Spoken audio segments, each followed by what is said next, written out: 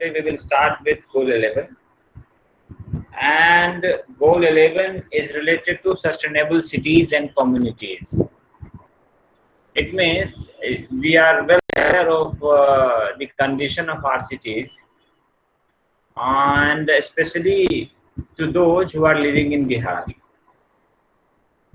Day before yesterday, Purushottam was discussing this thing with me, that two cities of Bihar. One is Patna. There are two parameters of assessing the cleanliness of cities. One is cities which has above 10 lakh population, and second is city which has below 10 lakh population. And in both the categories, two of our cities, one is Patna and second is Gaya, are worst city in cleanliness.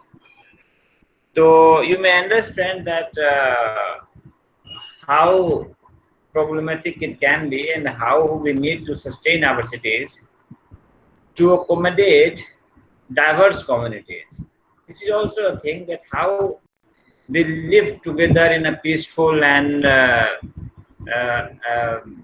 in peaceful atmosphere.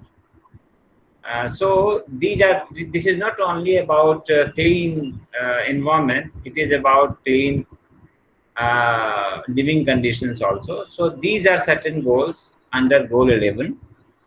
First is ensure access for all to affordable housing and basic services and upgrade slums.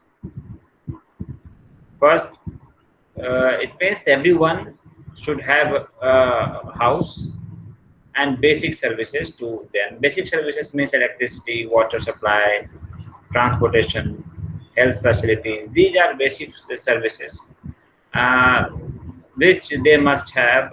These services must be provided to them, and they must have a house also, because this is one of the problem. A person go to the city and getting a house become a big issue, because the rate of flats and land is very high, and less earning people cannot buy a house for themselves. So this is the first issue. Second is provide access to safe, affordable, accessible, and sustainable transport system. Third is enhance inclusive and sustainable urbanization. Fourth is strengthen efforts to protect and safeguard the world's cultural and natural heritage. Fifth is reduce the adverse per capita environmental impact of cities. And sixth is provide universal access to safe, inclusive, and accessible green and public spaces. So if you see all these targets, you will find that a person should have a home in a city, should have a sustainable transportation system, sustainable urbanization. It means the urbanization should be in a disciplined way. It should be sustainable. It means that the population density per square kilometer should be sustainable. The basic infrastructure should be sustainable. Fourth is world cultural natural heritage. What heritage should be protected, and the environmental hazard is people living in the cities create, the plastics and all those toxic material, carbon dioxide emission, carbon monoxide, all these kind of impacts should be reduced. And sixth, which is very important for the cities of India, basically, we don't have public, open green public spaces. It means availability of parks. In Gaya, I think there is only one public green space. I don't think that is green even. That is Gandhi Maidan. Apart from that, I have been in various colonies. If we, leave some exceptions, then I don't find that every localities in Gaya has a park. So this is one of, green and public spaces should be there so that people can go there, walk there. So these kind of facilities should be in. cities. These are the targets of goal 11. And now see the Indian condition. By 2030, 6 out of 10 people will live in cities. It means 60% population will start living in cities. So we have to act accordingly. We have to make our cities sustainable. We have to act fast because 2030 is coming. In just 10 years, it will be uncontrollable. I have seen Delhi when Delhi's transportation was in very bad condition. You have to travel 10 kilometers distance. A person has to on road for at least 2 hours because the roads were blocked due to heavy traffic. So thanks to then government of Delhi that they planned uh, Delhi metro services. They planned construction of roads, bridges, all these kinds of things were done. And today, if you go to Delhi, that is not very problematic. So we have to act accordingly so that our cities should be sustainable and every person should have basic facilities in the city. So this is the first challenge for India. Second is 70% of urban population lives in slums. Slums is a big problem, and one of the you must be known to this fact that Dharavi in Mumbai, the slum area in Mumbai, is one of the biggest slum of Asia or even in world. And you will find that in do you know that what is the area of that Dharavi? Area is 2.1 kilometer only, 2.1 square kilometer, and in that 2.1 square kilometer, the population is 10 lakh. 10 lakh people lives in that 2.1 kilometer area. You can understand that how densely populated that area is. And forget about the basic facilities. If that much population is living in a particular area in just 2.1 kilometer, what kind of facilities you think of? So this is the second challenge. Third is 13% of urban households don't have sanitary toilets. So yes, this the percentage is less, but yes, 13% people should have toilets. 62 million tons of waste generated in cities per annum. Per year, we generate that much waste, and 1.2 million pollution-related deaths in 2017. So, pollution is again a big problem. By 2030, India is expected to be home to 7 megacities with population above 10 million. Each cities have a population of 10 million, means around 1 crore. So you can understand that you will have 7 cities, and in that 7 cities, only 7 crore people will be there. So this is the another area where we have to work. The government of India's Smart Cities Mission, Jawaharlal Nehru National Urban Renewable Mission, and the Atal Mission of Rejuvenation of Urban Transformation. These are some policies of government in India, which is to address the challenge of improving urban spaces. So, a smart city mission. Why we need such kind of mission? Now you can understand that we have to make our cities. We have to make our cities as per the norms given by UN. So that's why we have selected 30 or 35 cities, and we want to make them world class. So that we can improve in this area also.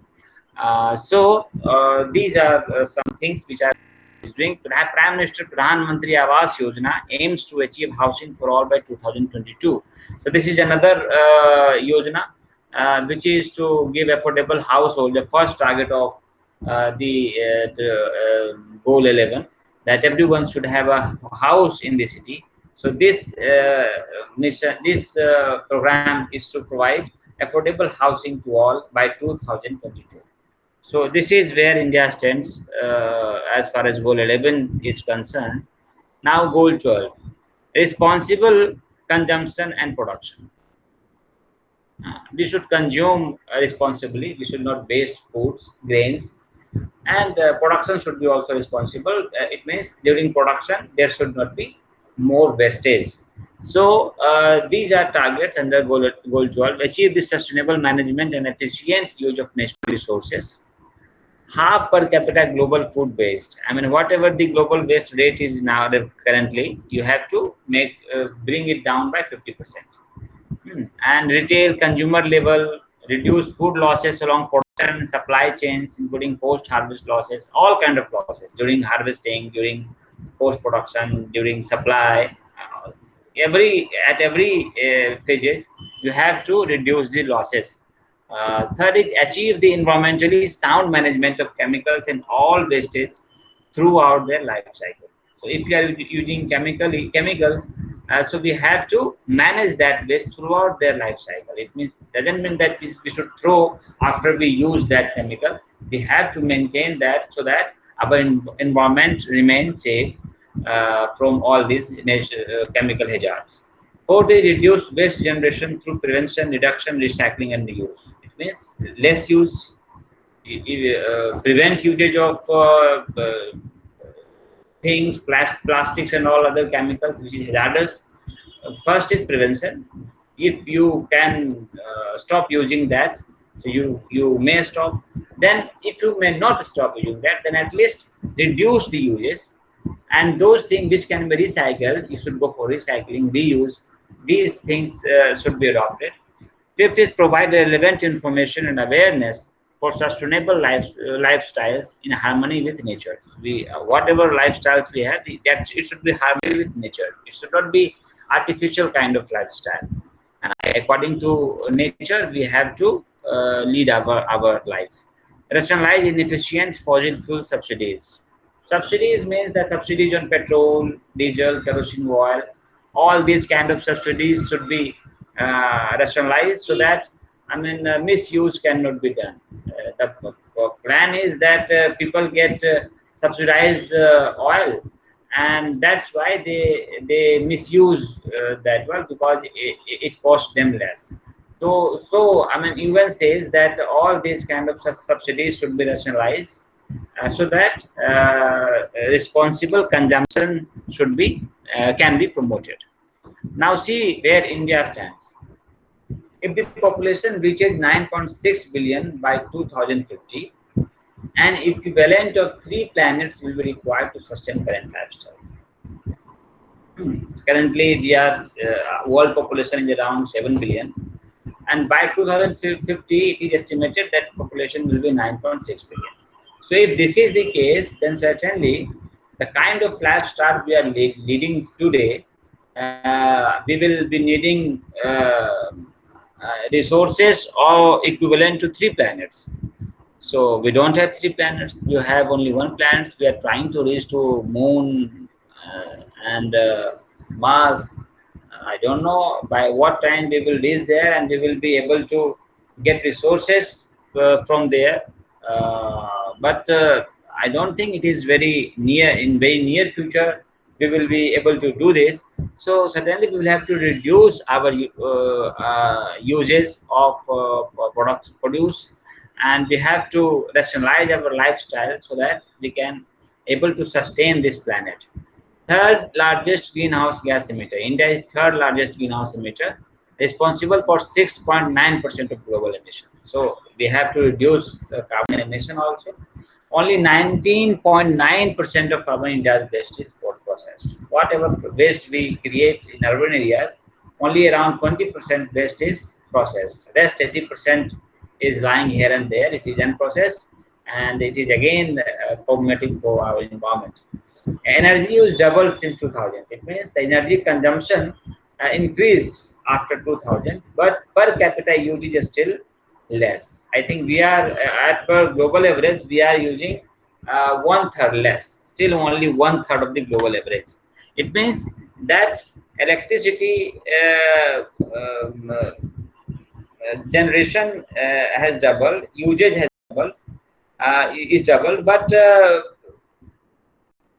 we are not able to include more and more people to use electricity. That's why our electricity use is less. So whatever electricity generated that are being used by cities, that are not being used by common people living in rural areas and all those things. So we have to work on that also, so that people would get adequate electricity supply in rural areas also. 500 billion units of energy could be saved by energy efficiency, right? We should be efficient uh, in using electricity. We should not misuse. If we do that, then we will be able to save 500 billion units. So it will be a great achievement if we do this. 54% of power generation capacity is fueled by coal, so thermal energy. Uh, this is not good for environment. We are using coal for electricity, and this should be reduced. So this is again a point of concern. The national policy on biofuels and the national clean energy funds are some of the government's flagship schemes aimed to achieving sustainable consumption and production and managing the efficient use of natural resources. So these are certain policies of our government. You can go and read about all these things. Biofuels means they are adding some biofuels to the petroleum products so that the use of petrol and diesel can be reduced. So you can go and read in detail about all these policies. Last one is lack of cold chain and proper storage facility, exports, transportation, adequate processing facilities, and marketing are fields where the government has failed to deliver. So we don't have, even if you will find that our 16% of vegetables and fruits are lost just because of lack of this cold chain, and even 10% of pulses and these kind of products are lost just because of lack of processing units. So again, on agricultural field, we have to work on infrastructure. We should have cold storage chain. We should have processing units so that our field produce cannot should not be wasted. So these are certain area where India is working, and India will have to work in coming times. Goal 13 is climate action. Climate action strengthen resilience and adaptive capacity to climate-related hazards and natural disaster in all countries.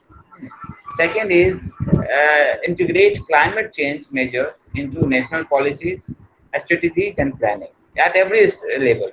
In policies, strategies, planning, everywhere, climate change measures should be there. If you are planning to establish a city, big cities, if you are planning to build a road, if you are planning to build a dam, whatever you are planning, climate change should be the part of that policy. That if you are building a dam, what negative impact it is going to have on climate. So this kind of policy, this kind of target, even wants every country to have to, I mean, keep climate change in mind while making any policy. Third is improve education, awareness raising, and human and institutional capacity on climate change mitigation. To reduce climate change, uh, educate people, aware people, create institutions working on this particular area. So this kind of steps should be taken by countries. Fourth is promote mechanism for raising capacity for effective climate change related planning and management. So it is about raising capacity. Without action, the world's average surface temperature is likely to surpass 3 degrees Celsius this century. In this century only, temperature will be 3 degree above the normal range, and it will be, I mean, huge negative impact on the world, on the earth, and so many islands are going to submerge in oceans with this level of temperature rise. So this is very much area of concern. So now, where is India? 60% of land is used for agriculture, and 24.1% is under forest cover. This is below the standard set by UN. I mean, the forest cover should be at least 33%. So we are at 24.1%. So here we have to work. We have to uh, go to 33%. So forestation should be done So this is first thing. Second, third largest greenhouse we have already discussed. This is again against the climate. They have to reduce carbon emission. But yes, India voluntarily agreed to reduce carbon emission of its GDP by 33 to 35% by 2030. So, on the other hand, America came out of that thing. America says, no, we are not going to reduce carbon gas emission because it will be a negative impact on our economy. On the other hand, country like India, it says, yes, we will reduce carbon emission by 33 to 35%. Voluntarily, it is not abiding kind of thing. It is not forceful by UN. We voluntarily decided, yes, we will do such things for the climate. So yes, this is a great initiative by Indian government. Highest ever alternate energy capacity installation in 2018. In 2018 itself, India installed highest ever alternative energy capacity. 6,550 megawatts solar energy uh, capacity installation is done, and 157 to 1572 megawatt wind energy. So we are working very hard on alternate source of energy, renewable source of energy. But yes, in last lecture also I told you that due to this border dispute, we are not going to have trade with China, and this our trade relationship is hampered. And in solar energy and in wind energy, we used to import technologies and solar panels and all those things from China only. So this will certainly this dispute will hamper our capacity installation in future. Let us hope that everything will be settled down in coming times. Then last is government of India has also adopted a national action plan on climate change to address the issues directly, as well as national mission for Green India. These are certain missions India is running now, and it has a positive impact on our climate also.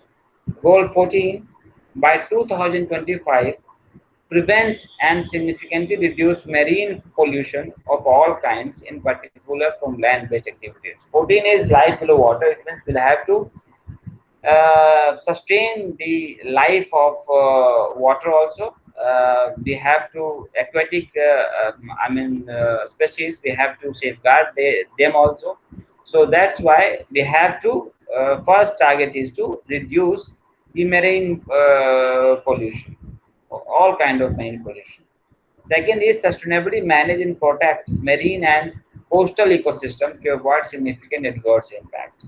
Third is minimize and address the impacts of ocean acidification, including through enhanced scientific cooperation at all levels. Ocean acidification means that level of carbon dioxide in ocean water. If level of carbon dioxide is increased in ocean water, it is a very negative impact on corals and planktons. Planktons is a thing which is food for nutritious food for fishes, and that is a base of food cycle basically. Coral reefs and these planktons, these are base of food cycle of aquatic animals. So if that will be reduced, then certainly it will impact the whole food chain.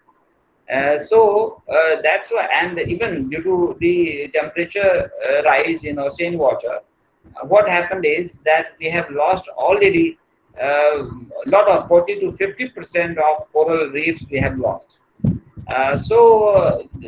This is a very harmful, and what will happen when there will be a rise in ocean temperature.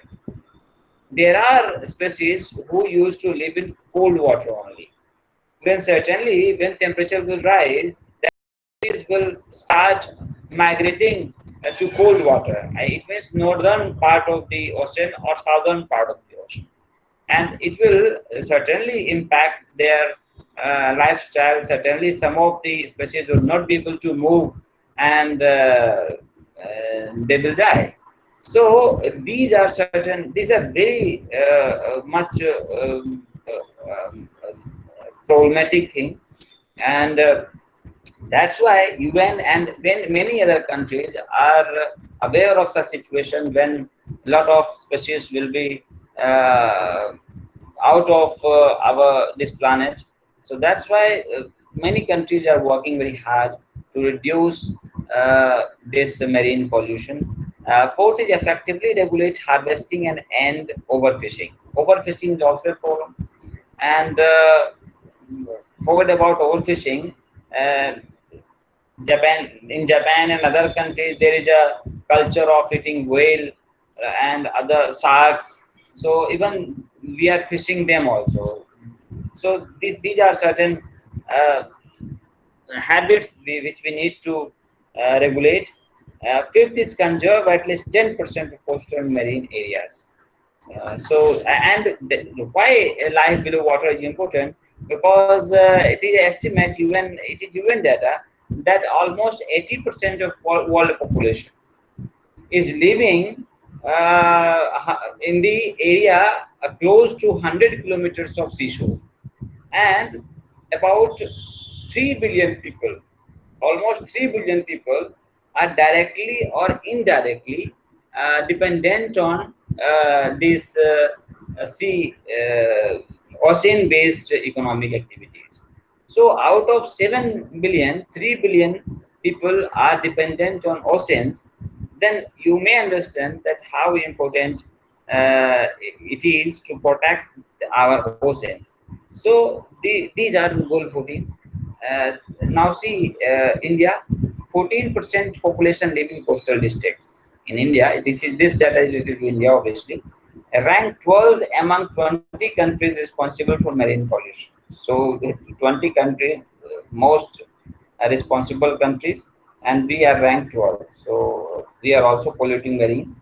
25,000 plastic generated every day in India. It is data, and 40% remain uncollected. Forget about it is recycling and reuse. 40% remain uncollected. You go in cities and you will find that plastics are lying here and there.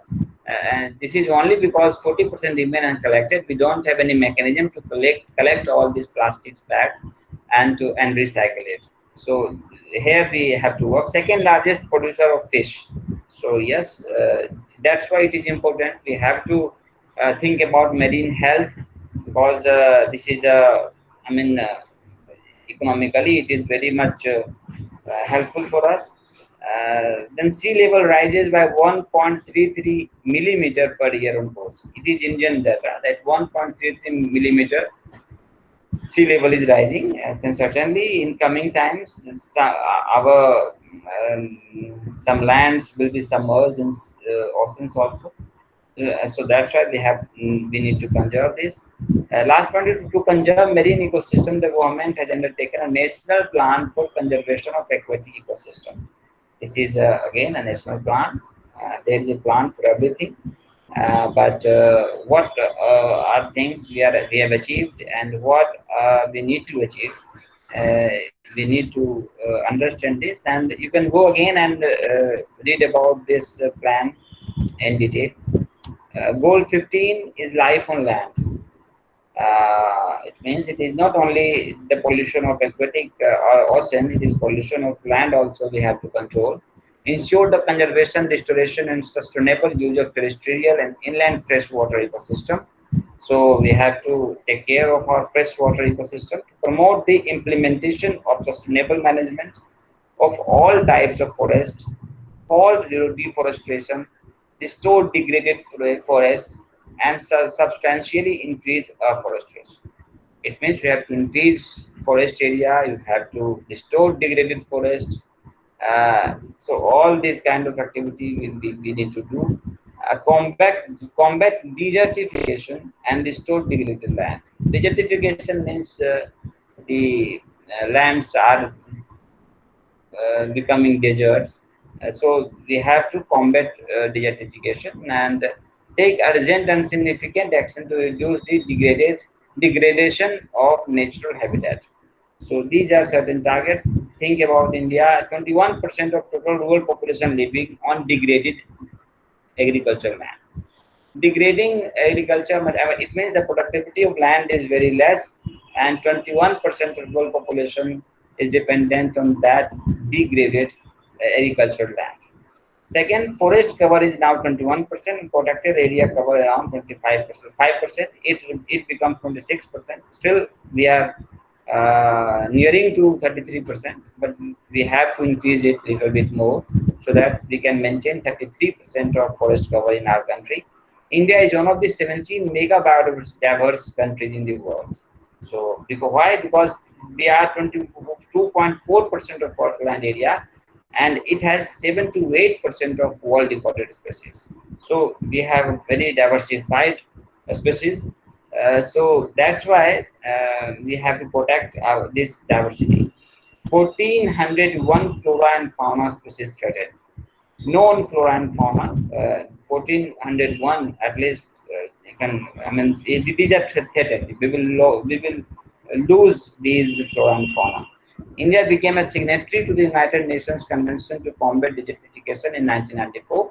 We are part of that UN committee, and so we are working on that, how to stop the, increase in desert area.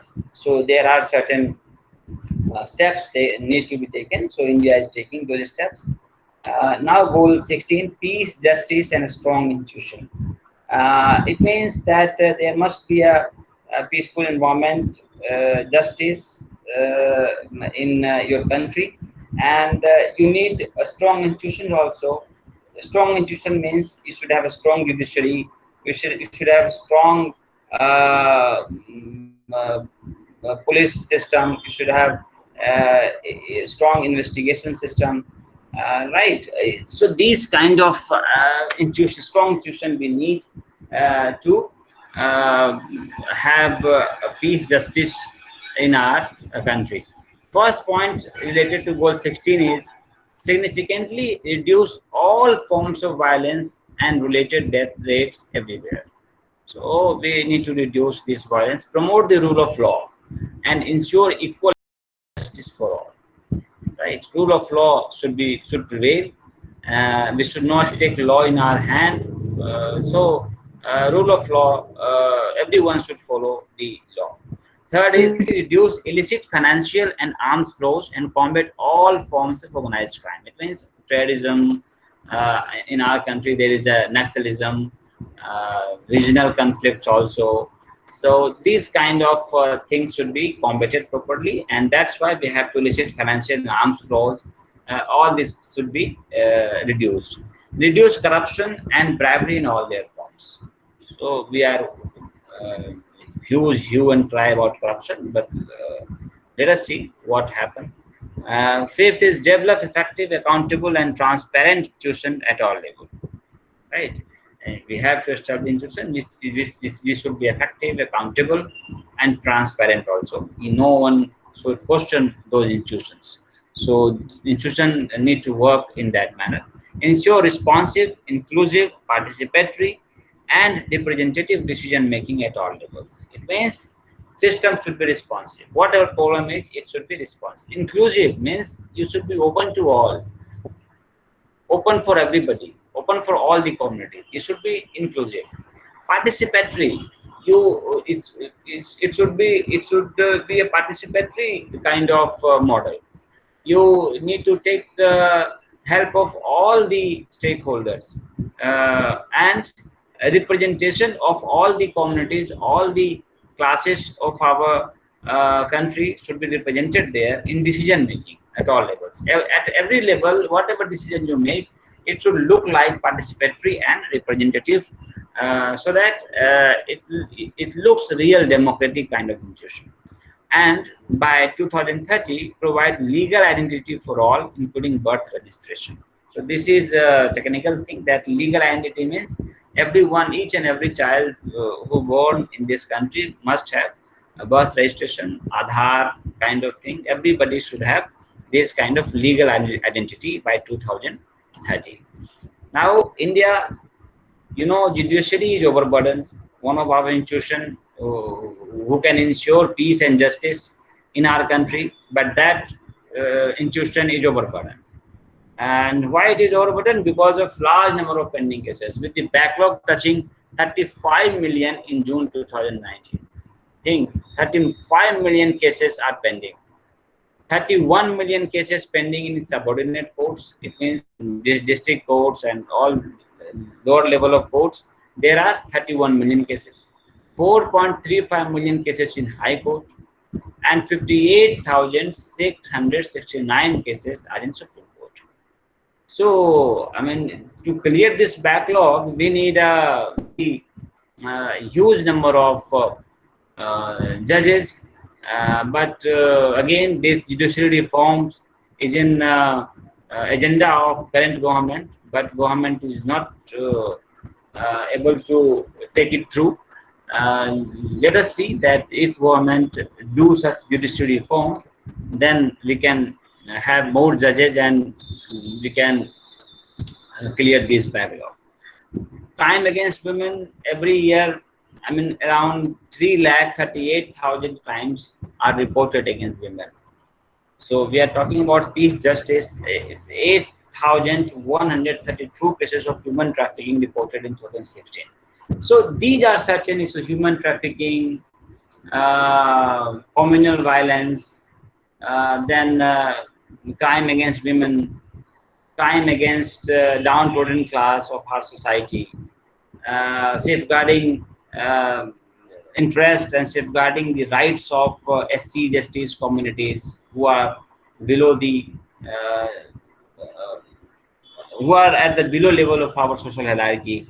So these are certain areas where we need to work so that we can ensure peace and justice in our country. So this is goal 16. Here also we have to improve a lot. And 17 is related to partnership for all the goals. All the 16 goals, if we have to achieve all those 16 goals, then we need strong partnership among countries. So these are financial partnership, technological capacity building, trade, all these kind of partnership is needed. So first, financial means a strengthen domestic resource mobilization to improve domestic capacity for tax and other revenue collection. It means we need not to be dependent on funds given by IMF or World Bank or any international institution, but we need to strengthen our domestic resource mobilization. So tax collection should increase, revenue collection should increase, and this will certainly help us financially to achieve all those goals. Second is technology, enhance access to science, technology, innovation, and enhance knowledge sharing. So this is technology. I mean, technology should provide it to everybody, and knowledge-based knowledge sharing should be increased within the country. Capacity building, enhance international support for implementing effective and targeted capacity building. In any area, if you want to enhance your solar energy capacity, and if you need certain help from other countries, so that help should be provided to you. So capacity building related thing, in capacity building related thing, international cooperation should be there. Trade means promote a universal, rule-based, open, non-discriminatory, and equitable multilateral trade system. So it means open trade. We are part of WTO, World Trade Organization, and as per World WTO rules and regulations, we have to keep our trade rules, and that's how currently when India has put ban on certain apps of China, certain Chinese apps and certain products of China. So then China is saying that we are not promoting this rule-based, open, non-discriminatory trade system. So they are, I mean, complaining about all these things, and they have China has gone to WTO also. But let us see. I mean, we have our own stand, but these are certain partnership labels where we need to work. So now, goal 17 India, where India is now. 521 billion India's external debt in 2018. So we are in debt 521 billion debt in 2018. Now, in current data, I could not get. So BRICS countries form 42% of world's population, contribute 22% of global GDP. See, BRICS means there is a, I mean, association of these countries. B for Brazil, R for Russia, I for India, C for China, and S for South Africa. So we are five major economies and heavily populated countries. These five countries have formed an association for economic related things, obviously. And you will find that 42% world population resides in these five countries, and we only contribute 22% GDP. So here also we need to work. So how can we enhance our economic contribution? It will help our people also, and it will certainly help world also to come out of recession. 42% Indians have access to internet, as we know, and in these 42%, 76% of urban population are internet subscribers, and 14.8% in rural areas. So in rural areas are concerned, we have to enhance India access to internet in rural areas.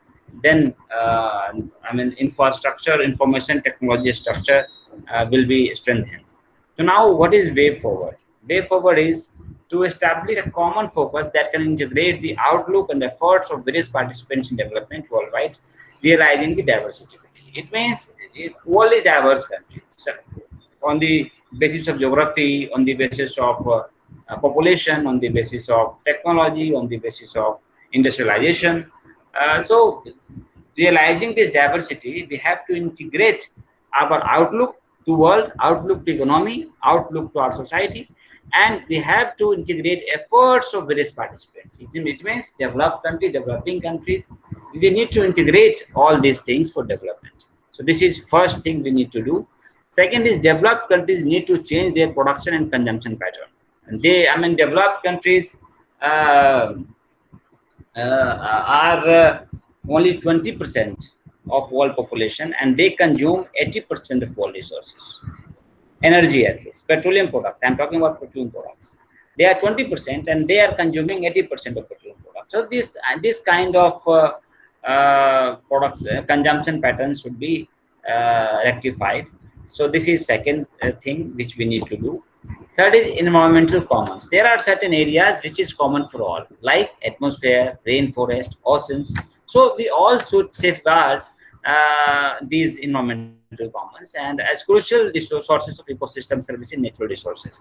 If we can safeguard rainforest, ocean, atmosphere, then certainly we will be safeguarding ecosystem and natural resources. So everyone should be responsible. Developed countries, developing countries, everyone should be responsible. That's why I'm saying environmental commons. It is common for all. It is not about India. It is not about America. It is for all. It is about our planet.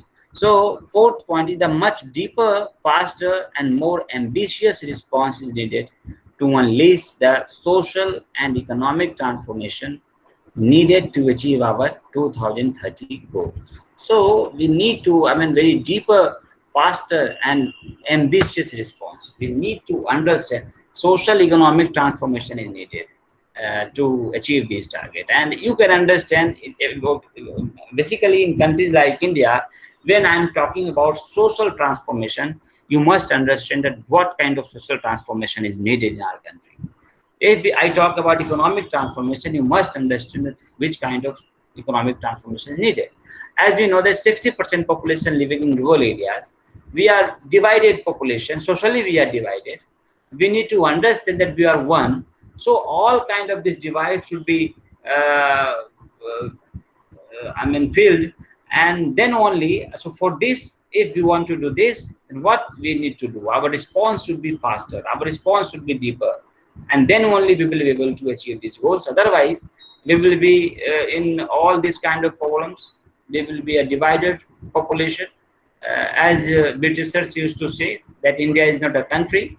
India is a bunch of different communities. This is what Britishers used to say about India. But we showed to them, no, we are diversified, but we are one. So that's why we have a slogan: unity in diversity, unity in diversification. So unity in diversity, sorry, unity in diversity. So we need to relook into our cultural ethos and work upon that, and then only we will be able to achieve all those goals. So that's all from my side. Thank you. If you have any question, you can ask.